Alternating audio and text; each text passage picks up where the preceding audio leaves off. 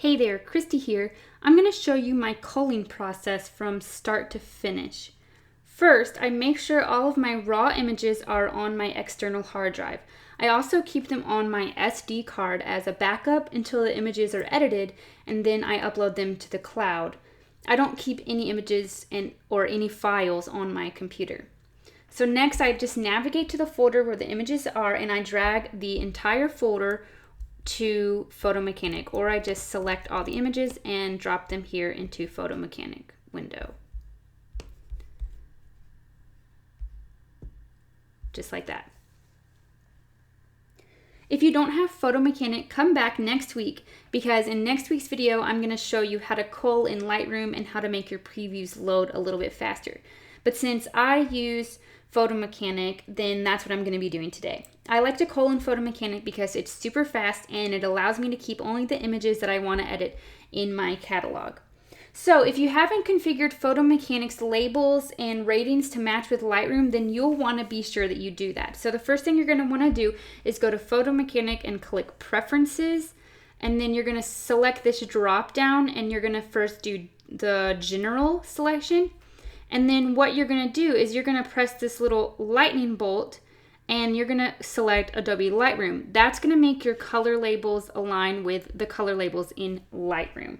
Next, you're going to go over to Launching, and you're just going to make sure that you assign the default application as Adobe Lightroom, and it's already selected for me, but this is how you do it. You just navigate to the program that you want to use, and then you select it. That way, when you click Edit Photos, it will open them in Lightroom. And then lastly, you're going to want to go to Accessibility, and then you're going to want to select what you want to use for your keyboard shortcut. You can either have the number 0 to 5 set the rating or set the color class. I don't use I don't use ratings in my culling, but if that's what you do, you're going to want to select this button instead of the color class. But I'm going to leave it as color class for now. Okay, so next I just go to the images and I press the space bar to see it really big. There's also other, if you drag this to the side, you can see your images over here, but I don't need that. So I'm gonna drag that back. And then you'll see in these images, they load super fast and I don't have to wait on any lag time. So what I do from the beginning is I just go through and I use the number 4 for anything that I'm gonna edit, and then the number 5 for anything that is my favorite and I wanna put in the blog. So I just go through all the images that I like and I pick my favorites with number 5 and I pick the other ones with number 4. And so I just go through all my images just like that, and I have just go between 4 and 5. And then I would go through, and since it loads really fast, it doesn't take me that much time at all. And then when I'm done, then what I would do is I would just hit the X button and it will take me back to this view. And so after I've gone through the entire folder just like that, then what I do is I sort by color class.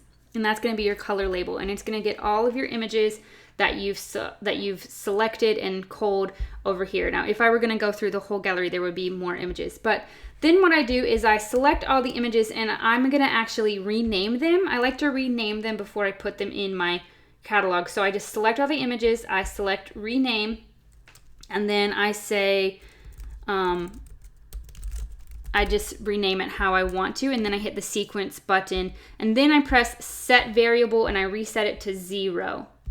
And then it's going to rename them automatically for me. So then I select rename, and then it's going to have them renamed.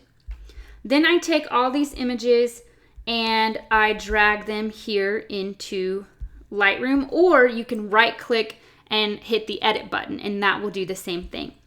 Now, when I'm adding them into Lightroom, I make sure that I have this button add selected, not copy, because I want to always keep my images on my external hard drive and not on my computer. I'm also going to add them to a collection, and that just helps me to stay organized in Lightroom. And then another thing I do is I do a import preset. And once I have this set, it'll automatically save this import preset as like my default setting, so I don't have to select it every time. But my import preset just has basic things that I'm doing on every image, like adjusting the exposure a little bit, the highlights and shadows, the curves a little bit, and then enabling profile corrections.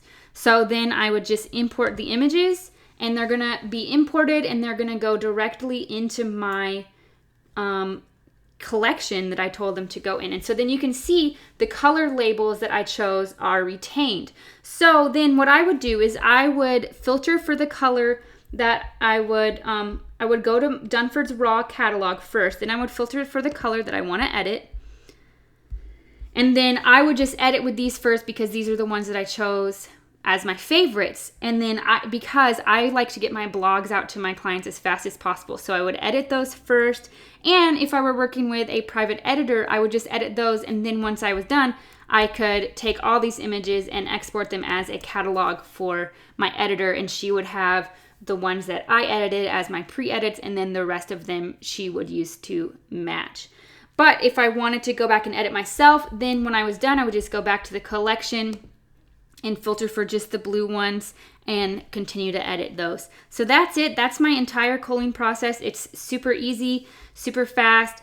And if you have any questions, let me know. Stay tuned for next week's video where I will show you how to cull in Lightroom.